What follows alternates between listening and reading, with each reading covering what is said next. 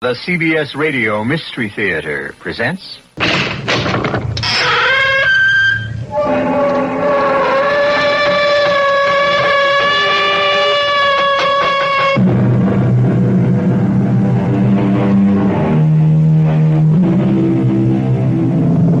Come in. Welcome. I'm E.G. Marshall. For most of us, is there any more alluring form of minor masochism than the good old-fashioned ghost story? The icy fingers running shivering shocks up and down the spine, playing that fascinating dichotomy of, this might have been me, but, oh, thank the Lord it wasn't. So this ghost story begins with Joel and Jane Trent, early 20s, married 8 months, starting out in life with a future unlimited, except the present unfortunate necessity of counting every penny to make life work and to live in some dignity and comfort. And then the fabulous break, or what seemed the fabulous break, that marvelous ad in the classified section of the Sunday Chronicle. Joel, I found us a home. Are you listening? All ears. Eminently desirable, 2 bedrooms and bath for the right couple. Fully furnished, sublet for at least 2 years. Please, not before 10 a.m. Sunday, HSM Apollyon, 27 Southwest 62nd Street. So? So what? That's right off Central Park. It'd cost a fortune. I saved the best for the last. Rent, $200 a month. 1 month's security. There's got to be something wrong with it. Why? It's too cheap. Does that mean we can't look at it? No, we'll be there on the dot, fighting the line. What have we got to lose? What indeed? And don't be afraid of a crowd. Yours is the only paper this ad will appear in, because it's you I want. One advantage of being a rather special printer's devil.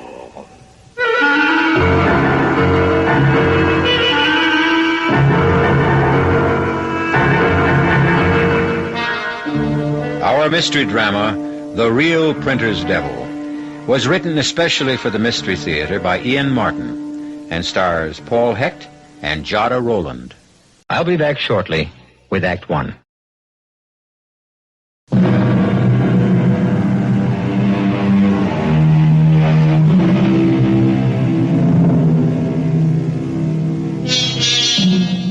Could there be a more mundane, run-of-the-mill beginning to a really haunting ghost story than 2 young people on the way early on a bright Saturday morning to answer an ad for a sublet furnished apartment? But such an apartment. From their point of view, a steal at the price, at the location, containing everything they ever wanted, a long-term lease, a promise of heaven. But from another point of view, oh, well, that, as we shall see, is the hell of it. The rooms will be small. So, how big are we? It'll be crawling with cockroaches. My best friend's uncle's cousin is an exterminator. It did say 2 bedrooms, didn't it? That's what it said. The second one is probably just a walk-in closet. So, I'll build a fresh air duct to it. A crib doesn't take all that much floor space. Oh, hold it. What's the matter? The baby didn't... No, the baby didn't do anything. It's me. Oh, the way my tummy's revolving, it's lucky there aren't 3 of us here already instead of 2. I'm scared. Of what? Look, 62nd Street. This is the corner. Supposing it really smells. Supposing the price was a misprint. Supposing the John's out in the hall. Suppose someone got there first and took it. No way, no way. It isn't even 10 a.m. yet. Oh, never mind. Let's get going. What was the number? 15? 17? 27. There it is, on the other side of the street. Oh, it's an attractive building. Yeah. Hey, there's a nice little garden around the main door. And it looks so well kept up. Oh, Joel, it just seems too good to be true. Well, come on. Let's find his bell. Here it is. HSM Apollyon. That's our fairy godfather. Don't call him that. I don't care how gay he is. The apartment's all I care about. Press the bell. Okay. Be ready when he buzzes down. Yeah. Oh, why doesn't he answer? Maybe he's in that John down the hall. Oh, you... Enter, my love. I love the carpet. Bittersweet. I hope nothing I said hurt his feelings. Well, the elevator's waiting. Let's get it over with before I faint. I have a few butterflies myself. Got the floor number? Yeah. And we are off. Everything's so clean and efficient. Well taken care of. You sure it wasn't East 62nd? No, look, here, 27 West. I hope it's not too high up. What floor is it? Oh, forget it, darling. That's for later. Well, here we are. Aha! I thought I heard the lift. My Anglican background, or I should say English. Elevator, I meant, of course. Are you here to see the flat? Apartment, I mean, naturally. Yeah, we are. I'm Joel Trent. This is my wife, Jane. HSM Apollyon here, and won't you come in? You know, everyone always thinks I must be retired Navy or something.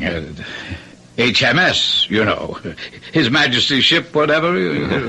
Only it isn't. It's HSM. Stands for something quite different, I assure you. And besides, I'm not one for water at all. Can't abide it. Well, this is the vestibule, or the foyer, or perhaps the hall, you'd call it. As you can see, it's very much like any other of its kind. Oh, not at all, Mr. Apollyon. It's absolutely fabulous. Oh, well, not exactly, but how nice of you to say so. One does do quite a bit of traveling, and some of the things you see, particularly those from the East, are quite, well, I won't say fabulous, unique, perhaps. Now, that Chris, for example, would you believe that it has both perfume and poison forged into the steel of its blade? And the sorcerer's cane, well, that's real hair, you know, at the handle. Now, which would you like to do first? A cup of tea and get acquainted, and then do the flat, or the other way around? Oh, if you don't mind, I'm just dying to see the apartment. I mean, the flat. Then off we go. Oh no, by the by, before we do start, only because once before I did have quite a disappointment after showing a rather peculiar individual the apartment some 19 years ago.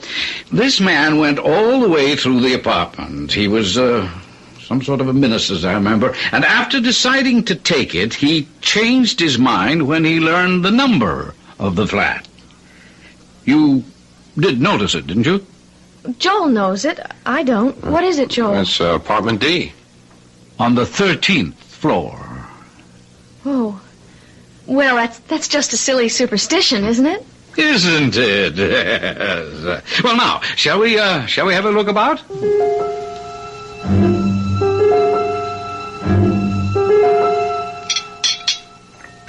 Do you take sugar with your tea, Mrs. Trent? 1 lump, please. But really... Mr. Trent, or would you prefer something stronger? No, tea's just great. 2. Lumps, I mean. How about milk, Mrs. Trent? No, thanks. Neither of us. But really, Mr. Apollyon, this is awfully kind of you, but we must be holding you up. I'm sure there'll be loads of other people in answer to your ad. Well, they're not here yet, so we can enjoy our tea, eh? Besides, my dear, I have a sneaking suspicion that... your cup, Mr. Trent. That not so many people are going to turn up in answer to the ad. For a dream apartment like this, I can't believe that. I was surprised there wasn't a line a mile long. Well, how nice both of you are. You know, I've really taken quite a fancy to you. That's very sweet of you. Yeah, thanks. Thanks a lot. It's so difficult today to find young people with all the good old-fashioned virtues. What am I saying? It's been very difficult for generations. So for my purpose, you're quite ideal. I don't quite understand. Oh, I thought I'd made myself quite clear. You're just the people I want in my apartment. That is, of course, if you're interested, and if there's anything I can do to make it more attractive to you. Attractive? Well, the whole place is just a dream. It's the sort of place Joel and I made up dreams about living in after saving everything we could make for the next 10 or 20 years. And now to think that at a price we can afford, we can start living that way right now. Oh, dear me, now, I didn't mean to upset you. She's only crying because she's so happy. You see, you got to excuse her. It says in the book that women in her condition sort of... Uh-oh. Oh, Joel. I just slipped out, Jane. Women in... We just thought we'd have trouble finding something we could afford, and we wanted to have plenty of time. Aunt Gertrude's place in Mount Vernon just doesn't have room for all of us now, let alone... Why, you're going to have a baby. Well, now, isn't that nice? My congratulations. It's a sort of a bonus in a way. You mean you don't mind babies? Mind? I love them, just adore them. You can't know how much extra pleasure they afford me. Oh, gee, that's great. What did you mean, a sort of bonus? Oh, that. Why, to think of being able to use the crib and the baby bath and all those things I once bought for a tenant and his wife and baby who were unfortunately lost in a plane crash on the very day they were to move in. How awful. Yes, snatched away from me at the last moment. Oh, I don't mean that the way it sounds. You see, I've grown almost as fond of them as I have of you. Now, we must get down to business. I'll have the bed taken out of the small bedroom and set up the crib for you. And when could you move in? Why, the sooner the better. At your convenience, of course. Oh, if I told you my convenience, my dears, I'm sure I would shock you. Try me. Well, today. This minute, this afternoon. If at all possible, not later than 6 o'clock. You shocked me. I know the ad said immediate occupancy, but I wasn't quite expecting let it this me soon. explain. I had a tenant, you see, a most interesting man, a sort of a Billy Sunday, you might say. Fascinating challenge. Challenge? Oh, well, I shouldn't admit it, but I feel I know you both so well, even after the short acquaintance. Do you know, I've traveled a great deal, and I've never been able to resist the inordinately evil things that men have dreamed up as the centuries went rolling by. The grimoires, the devices of the Inquisition, our own New Englanders. Well, I bought all sorts of quite horrible things. Pictures, instruments, statues, charms, and so forth. I keep them all hidden away in that big closet at the end of the hall. Oh, that's the only thing that's off limits, by the way. I keep it locked. Oh, that would be perfectly all right. There's plenty of other closet space. And you wouldn't be interested in this awful stuff anyway. As I said, this man was a minister, so I thought I'd really give him a start. So, I replaced everything and hung up all this perfectly awful stuff. Oh, quite bone-chilling and terribly evil. But why? Well, I wanted to see his reaction, so I thought I'd scare him off. And naturally you did. Good gracious, no, he loved it. Couldn't wait to move in. But someone greater than us solved the problem. Unfortunately, he was taken from us with a heart attack. Oh, the poor man. Yes, actually, he never realized how fortunate he was. But I didn't mean to depress you. Let's get back to all the fun and practical things. Now, I have some urgent business in the Near East, and I've booked an overnight plane for tonight. If I could possibly make that... Joel, there's no reason why not, is there? You have the money. Yeah. And we'd have the time to run up to Mount Vernon and back and get enough clothes to settle in. Then we could bring the rest later. Well, I guess it might be arranged. By the way, what business are you in, Mr. Apollyon? Oh, that's a little difficult to explain.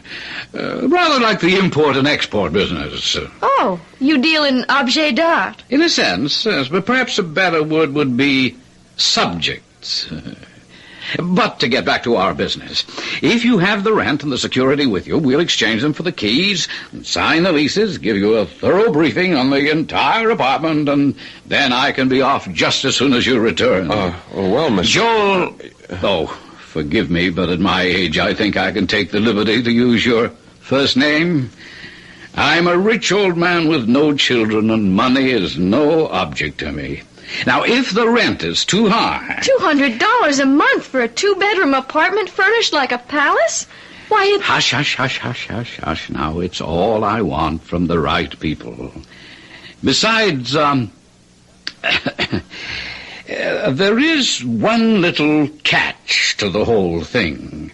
Oh, dear, I hope it won't prove too much of a problem. Catch? Yes, I'm afraid so. Are you by any chance afraid of cats, Jane? Cats? No, I love them. So does Joel. In fact, we've been thinking of getting one. Oh, well, now that is a relief. You have one. And such a cat. Pure Abyssinian and the delight of my life. He's the only reason I must always find just the right tenants. Can we meet him? He might not like us. Oh, have no fear about that. Smokey, that's his name. Smokey, he loves everyone. Well, where is he? I'm dying to see him. At the moment, he's at Le Chasseron, being attended with loving care by Pierre and Christophe, so he will look his very best for his new conquests. Conquests? You, my dear. Oh, I promise you he will win your heart and soul when you meet him on your return.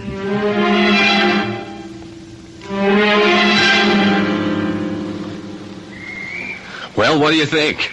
Oh, darling, it's marvelous. Just what we need. Yeah, and just what we can afford. We won't have to go tiptoeing around Aunt Gertrude's every night. We both won't have to take a subway and a bus for 45 minutes to get to work every day. We could even walk. Jane, darling, the whole wide world's our oyster. Don't you agree? Yes. Yeah, but something is bothering you. Oh, I know it's silly. It's just that 13. Oh. Why couldn't it have been 12 or 14 or any other number? Now, you're not going to let something silly like that bother you. You know how superstitious I am. I just have such a funny feeling. Maybe it's the number made it so cheap. Maybe we ought to be grateful. I sure hope we're going to be. I guess we're in it now. Jane, you and me just made the damnedest deal in the world.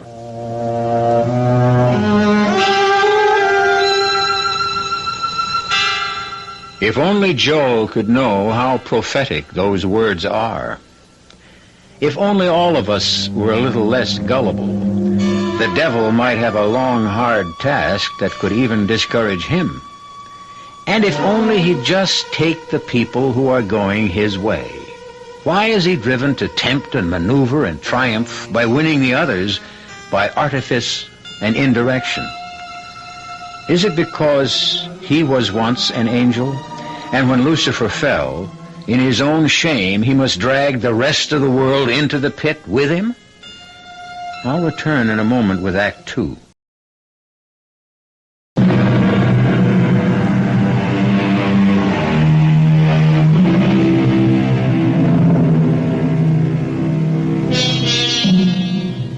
Rocking in her chair, the bright hook flashing as she crocheted away at another rug, Aunt Gertrude found it hard to share completely in Joel and Jane's bubbling enthusiasm. 2 reasons. 1, she knew how large a gaping hole they would leave in her lonely life. And 2, Aunt Gertrude was a pragmatist. You say only $200 a month for that apartment. Where shall I put my baseball spikes? Oh, Lord, do we have to take those? What did you say, Aunt Gertrude? Well, I just can't get over the price. It's a giveaway. I know, but we do have to take care of the cat. Oh, my, such a chore. Open a can twice a day. Don't forget the litter pen. Now, don't change the subject. Tell me, what's wrong with the apartment, I wonder? There's something fishy. Auntie, you had Bob Anderson go over the lease with a fine-tooth comb. And he's a real estate lawyer. Oh, I'm quite satisfied with all the legal aspects. It's just, I don't know, something else gives me a funny twinge in the left shoulder blade. Used to be a kind of storm warning. Now I guess it's just arthritis. Don't worry about us, Auntie. And please don't have any doubts. Why, have you been having some... For the love of Mike, would you 2 Cassandras? Would you lay off? Here we have the break of a century. Oh, you're quite right, Joel. I guess I'm getting so old that the milk of human kindness is beginning to sour. Now, I feel just like both of you. It's just too good to be true. And to be practical, it does solve all our problems. There really isn't room for the 3 of us in this tiny apartment of mine, and when the baby comes... Like the clowns climbing into the midget car. Yeah, well, I'm going to miss not being part of bringing up that baby, though. Oh, you'll have plenty of chance. I'm going to leave that bed in Baby's room as well as the crib. Besides, there's a huge couch in the living room. There's the cab. Oh, brother, are we all packed? Yes. Well, I guess this is it. I'll take the heavy suitcase out first. Oh, it's going to seem strange with only one instead of three. At least we're not changing numbers. Hmm? Oh, the cat makes 3. He's pretty special. He's an Abyssinian. Oh, what's that? Oh, they're gorgeous. Looks like a Siamese with blue eyes and a lovely gray coat, like the gray in Chinchilla, only shorter. His name is Smokey. Come on, Janie. Rustle the bustle. Our chariot's waiting. Oh, wait a minute. I need the phone number. Jane, take a couple of the shopping bags out, will you, honey, while I write it down for Andy? Sure.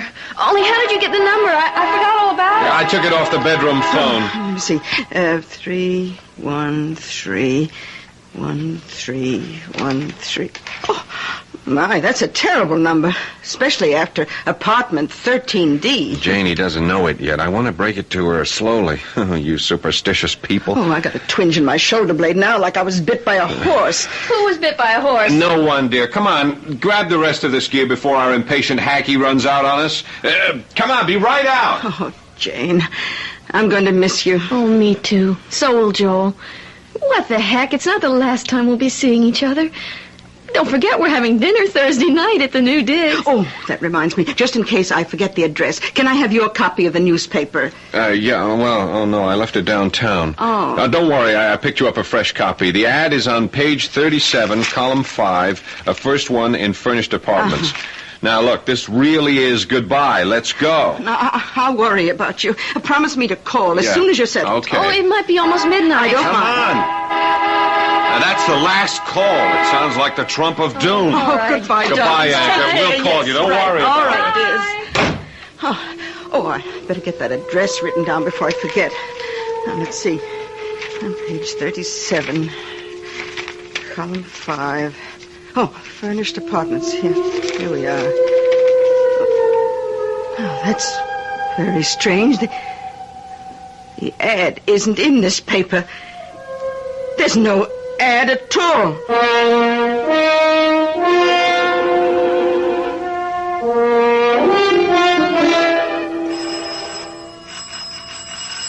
Well, he didn't answer downstairs, and we had to let ourselves into the building. Maybe he's off getting old Smokey.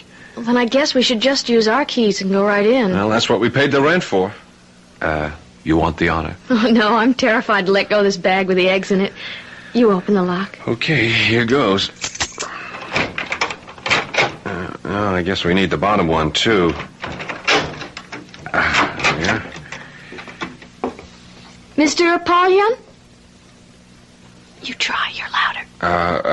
Mr. Apollyon? Oh, look. It must be Smokey. Hey, Smokey boy. Oh, isn't he cute? Rubbing himself against your leg, just as if he'd known you all your life. But where's Apollyon? Hey, you don't suppose that he's... Look at Smokey. He's backing off as if he was inviting you to come in. Look, leave the rest of the gear here. You dump that stuff in the kitchen while I look through the rest of the house. Joel? Joel? Yeah, Jane, what is it? There's a note on the refrigerator door explaining everything. There's nothing to worry about. Oh, what happened? Darling, you know the oil shortage. They canceled the plane he was to leave on because of too few reservations, but offered him a seat on an earlier plane. Oh. Well, that's a relief. Yeah. What are you getting all head up about? I don't know, Jane. I just had a kind of nutty feeling. I don't know what to call it. Death, I guess. I honestly thought I was going to find that nice old man lying somewhere with a heart attack or something. Yeah, I feel silly enough as it is. Now Smokey's laughing at me. Not him. It's explained on the very detailed note on the fridge. It's Smokey's din-din time. Oh. He's hungry. Look what he gets. Ugh, looks like raw flesh. Well, whatever it is, you can see he loves it. That cat is losing its attraction for me. Oh, don't be a goon. Look how crazy you are for steak tartare. Well, that's different. You give him some mouthwash after he's through. Where are you going? I'm going to bring the rest of our stuff in. Great, just dump it in the bedroom. I'll sort it out later.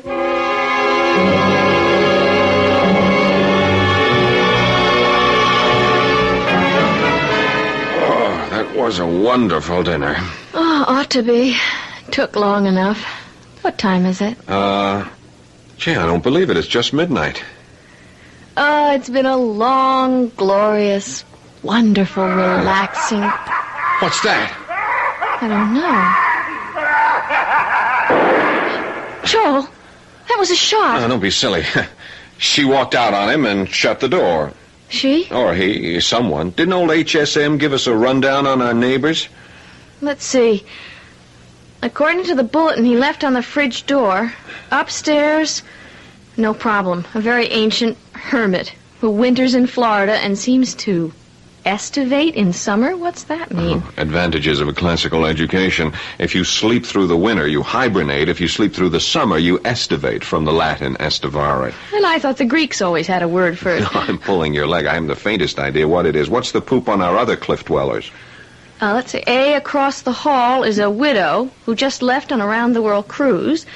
B, next door is a couple of swingers who never seem to be home at the same time. Yeah. And next door are two young kids he thinks we'll like, who go to the movies and theater a lot. Okay, I'll blame the noise we heard on the swingers. Let's hope that's their last contribution for tonight. Well, we're forgetting the dishes tonight. Oh, good. We're going to bed and pull the covers over our heads. It mightn't be a bad idea. Okay, let's go. Well, what are we standing here for? You're not just standing. I have my arms around you, and I'm loving you, and I'm wondering if maybe I was just the most trusting, gullible dum-dum in the world, and maybe you should fetch me a smart karate chop to the left temple. What are you talking about, my darling idiot? I'm just wishing your darling idiot hadn't taken all our dough and paid it out in cash for security and the first month's rent. How's the bed? Like floating on air. Then look a little happier. I'm just remembering I forgot to call Aunt Gertrude. Well, you can't call her now. It's after 1 o'clock. Hey, where are my pajamas? In the old beat-up case on top. Toilet stuff, too. Oh, but before you do that, could you do me a favor? Sure. I forgot my calcium pill. It's with all the vitamins in the kitchen. Okay, I'll be right back. Oh, Lord. Please don't let me have made a terrible mistake.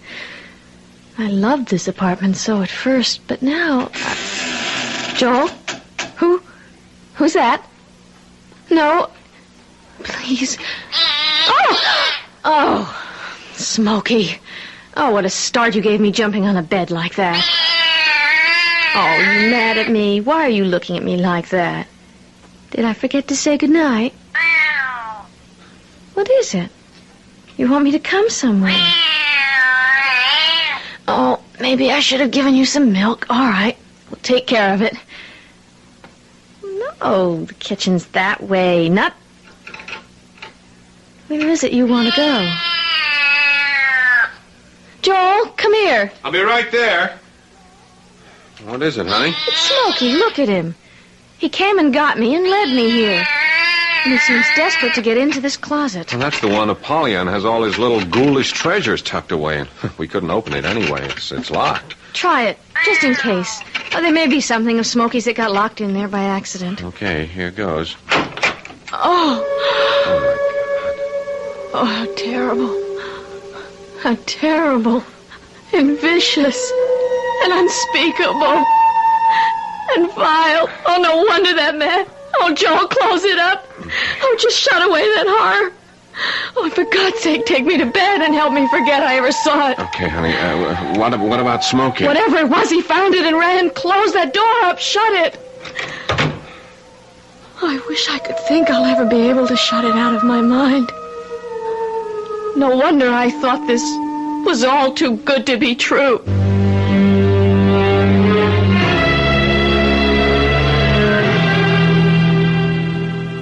Too good to be true? Better to interpolate and make it read, too true to be good. Poor Jane and Joel. But how were such simple, ordinary people to know the language of black magic, or that HSM Apollyon is only a synonym for the more familiar and deadly spirit we usually call the devil? I'll be back shortly with Act 3.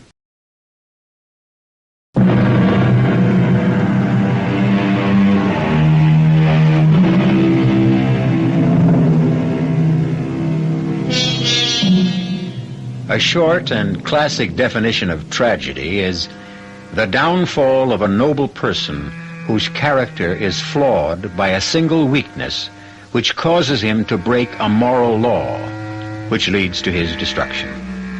But how much more tragic is the destruction of the innocent, particularly when they happen to cross the path of someone who makes their disaster equally inevitable. Which brings us back to Joel and Jane Trent. Jane? Yes, darling? You stopped shaking? You think you can sleep now? I'm sorry I was so childish before. I think it's because I'm carrying one. No, you aren't childish. I'm just the same. I got the willies, too. I guess it's just because it's all so strange to us. I think so, too. Well, let's get a good night's sleep, like everyone else has had. Good Lord, what was that? I don't know. It's from upstairs. It must be the old man. What's happened to him? I don't know. Oh, just pay it no attention. Pay it no attention? No one could sleep with that noise going on. I'm going to go up and tell him to stop. Oh, no, please, don't do that. Please don't go up there. Oh, why not? Are you going to be ill? No, it's that up there. You mean our noisy neighbor? I'm scared, Joel. Yeah. I've had about all I can take, and that noise is really driving me up the wall. Yeah, me too. I know what I'll do. I'll call the superintendent. Got his number on the sheet? No. Wouldn't you know it's the one thing he left off? It's just his apartment number, 1A. Oh, yeah. Look, I'll take a run down in the elevator and get him to come back up and see what's going on up there. Will you be all right alone? Yes. No. Oh, Joel, I don't know what's the matter with me. I'm not usually like this. I don't know what's got into me. I do. What? My son and heir. Oh, you male chauvinist. Just because she's carrying a baby doesn't mean a woman has to act like one. I'm sorry. I know, honey. Look, I'll tell you what. I'll just take the elevator up there and I'll find out what's going on myself. Oh, no, you don't. You don't know what you'd be getting into. Go get the super. His name is Bill Josephs, 1A. All right. Okay. I gotta stop that somehow. Oh, well, here's your protector standing guard by the door. Go on in, Smokey. Keep Mrs. Trent company. I'll be right back.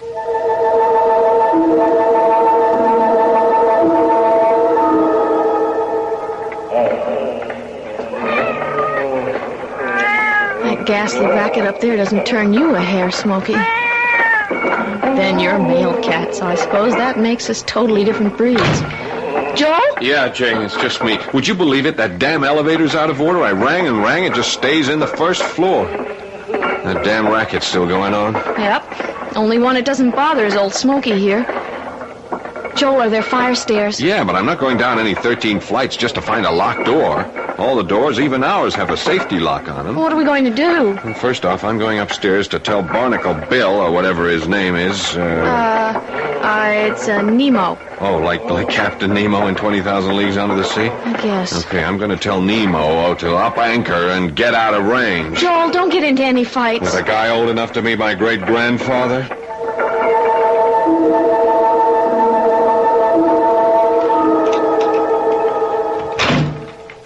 Joel? Yeah, it's okay. It's me, Jane. Half a sec.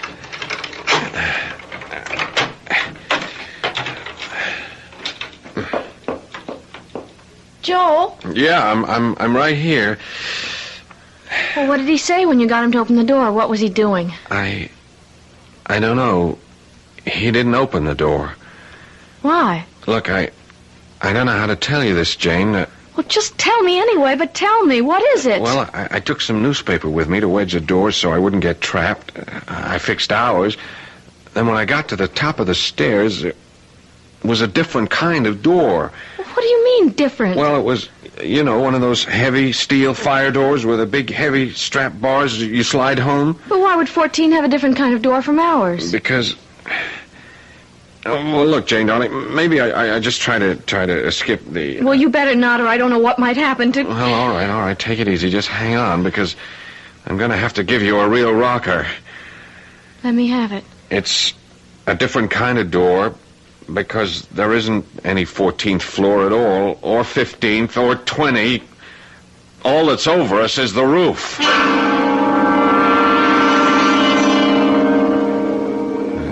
all right now, dear?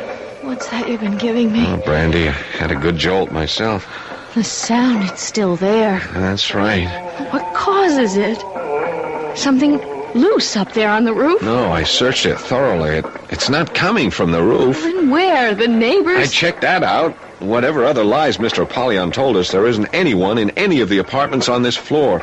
I've done everything but break down the doors to make sure. Then what are we going to do? I can't take this all night, Joel. Nobody could. I am going to call the police. I don't know what we've gotten ourselves into, but we are now getting out. Oh, I'm afraid it's a little too late for that, Mr. Trent. Apollyon, where the devil are you? Sitting right in front of you. In his other form. Smokey. I should have known from the beginning from his eyes. Shine a strong light in a cat's eyes, and what happens? The pupil closes up. Into a long, narrow slit. But in a human being? It closes into a tight, round, dark circle. Like Mr. Smokey. Look as the lamp shines in his eyes. Yes, very observant, Jane. I should have been more careful. But since the illusion serves no function anymore, I might as well resume my Father Christmas guise. Normally, I wouldn't have had to return to it except for you. Why not? Oh, people act in so many strange degrees. Some just go to sleep no matter how strange the noise is. Some trap themselves between floors. Some very hysterical ones try to leap from roof to roof. Some break through the neighbors' doors and meet quite unexpected death, since there's nothing but space beyond them. And some sit awake all night, not realizing that morning will never come again. And some are a little troublesome. But none escape? Well, it wouldn't be very good for my reputation, would it? Who are you? Oh, Jane, you tease me about my classical education. Little good it served me. Apollyon, of course. A synonym for the devil. And the HSM? His satanic majesty, I presume? We all have our little conceits. Well, this time, maybe we can take that conceit down a peg or two. Well, not with the phone. It's not connected. As a matter of fact, it doesn't really exist. Huh? Listen. Now what? Well, if you will forgive the devil quoting scripture, or to be more exact, the book of common prayer, as it was in the beginning, is now, and ever shall be. You'd kill us? Oh, my dear, as attractive as they are, I have no interest in your corporeal presences. The soul is all I'm after. Well, you won't get ours without a fight. Ow! There was no pain, my dear. You killed him. But you won't get me. Jane, it's too late. The contract is made. The elevator. The elevator. No, don't step in there. The car is...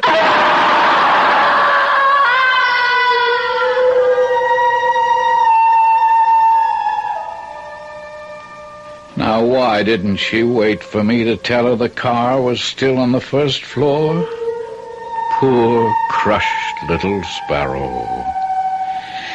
But what matter? The bodies live and die in the blink of time's eyelid. The soul is what lives forever. No time to waste philosophizing. Tomorrow is another equally busy day. A quick general cleanup, and then the ad must be sneaked into that one right paper so the Smithers will get it. I wonder what the New York Chronicle would have to say if they knew that they had a real printer's devil.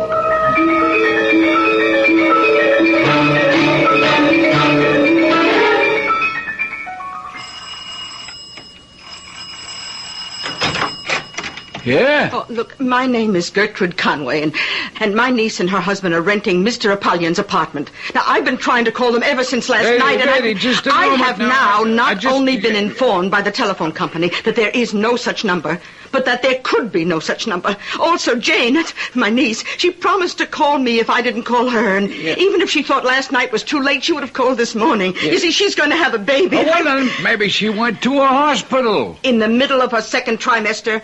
Huh? The baby is less than 5 months old. Oh. Still, it doesn't matter anyway. Now, I've checked with all the hospitals, and she has not been admitted. Now, I'm worried something may have happened. I want you, please, to take me up to the apartment with the keys. Oh, what apartment? Mr. H.S.M. Apollyon, who sublet it to them. Lady, we ain't got no Mr. Apollyon on it, or whatever his name is in this building. Oh, certainly you have. This is 27 Southwest 62nd Street, isn't it? Sure, that's right. Well, very well. It's apartment 13D. 13D? That's right. What? That solves the whole problem. Oh, good. There ain't no apartment 13D in this building. What? Point of fact, lady, there ain't no 13th floor.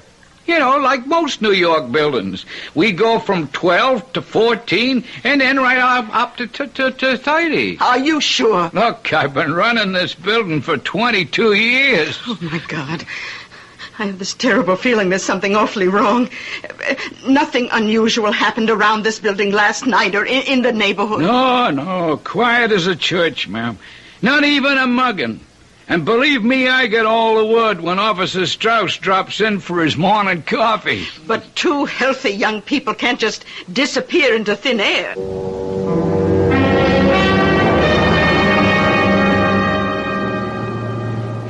What was the floor, George? 13.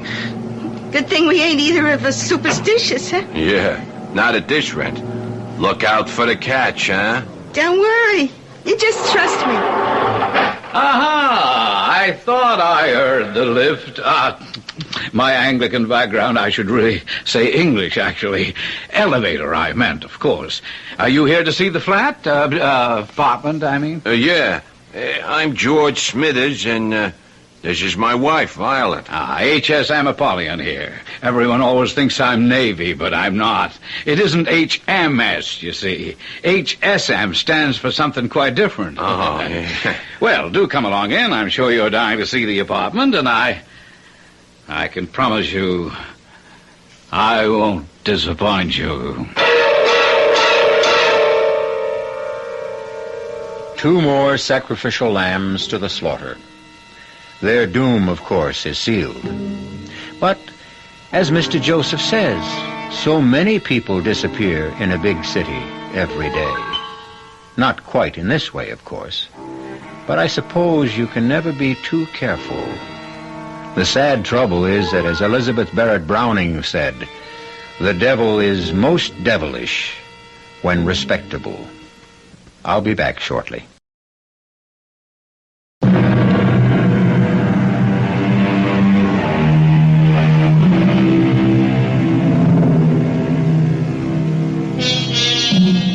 Caveat emptor, the Latin phrase which says, let the buyer beware.